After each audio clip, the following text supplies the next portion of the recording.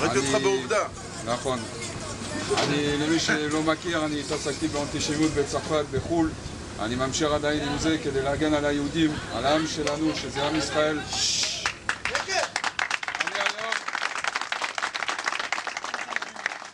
היום מרגש בשבילי, כי אתם כולם אחים שלי. וכל דם ימיני זה יהודי. ובאמת, אני גאה בכם, תמשיכו ככה, באנו לחזק אתכם, תצאו למעצר, תעצרו כמה שיותר אנשים, מחבלים, ותחזרו את האנשים בשלום הביתה בעזרת השם. עם ישראל!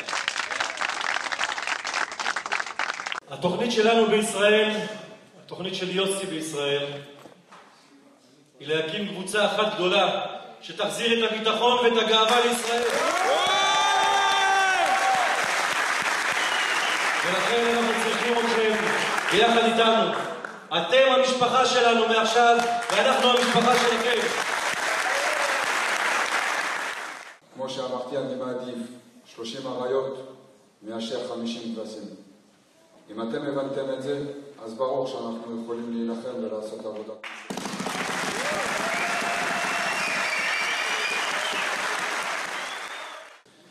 כשאני מסתכל בזמן האחרון מהאויבים שלי, אני רואה שהם עוזרים אחד לשני. עזבו סוריה, עזבו את כל הדברים האלה. אני מדבר שזה פה בארץ. אם ישראלי יתחיל עם איזה ערבי, אתם תראו כמות של הערבים להגיע. אתם תראו גם... אנחנו לעשות את זה הפוך. לעשות את זה הפוך. בדיוק. נכון.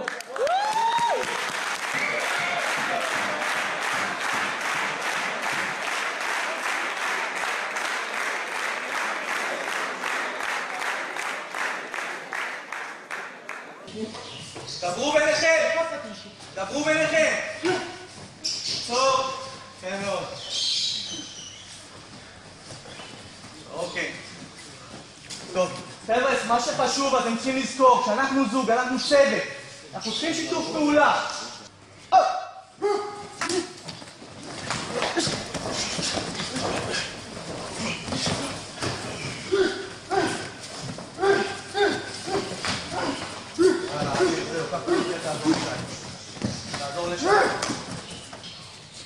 זה מזכיר לי קצת את צרפת.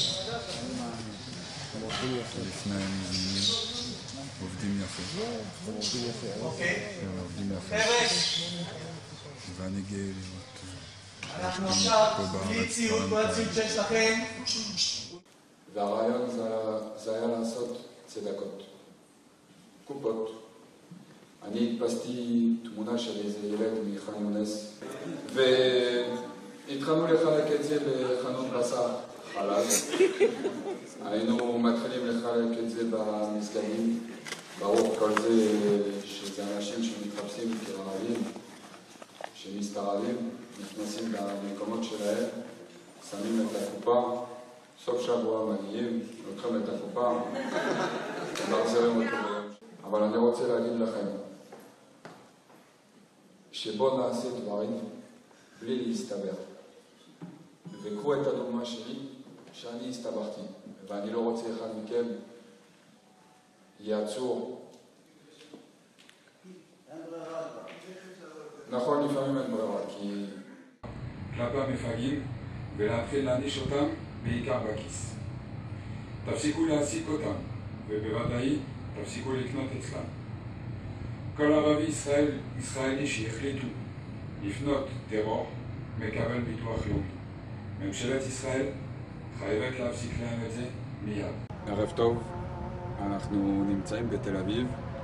השכנים שלנו, הערבים, החליטו זמן אחרון, בזמן מלחמה, להגביר את הווליום של המאזין. אנחנו צריכים להזכיר להם שאנחנו פה בארץ ישראל, וזה לא עובד ככה, כי גם אנחנו מסוגלים להגביר את הווליום של המאזין שלנו. אז נתחיל, כמו שאתם יכולים לשמוע עכשיו על הוואטבר. אז הזמן גם להתחיל.